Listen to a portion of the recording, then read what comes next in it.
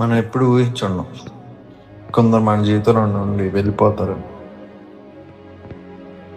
మన జీవితం అనుకున్న వాళ్ళే కలలా మిగిలిపోతారు.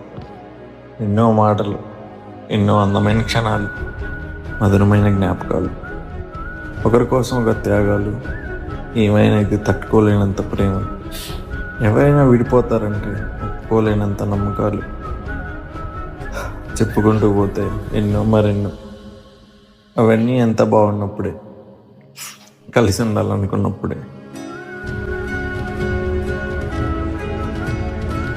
కలిసి ఉండడానికి కారణాలు ఎన్నైనా, విడిపోవడానికి కారణాలు అవసరం లేదు, వదిలించుకోవడానికి అసలు అవసరం లేదు.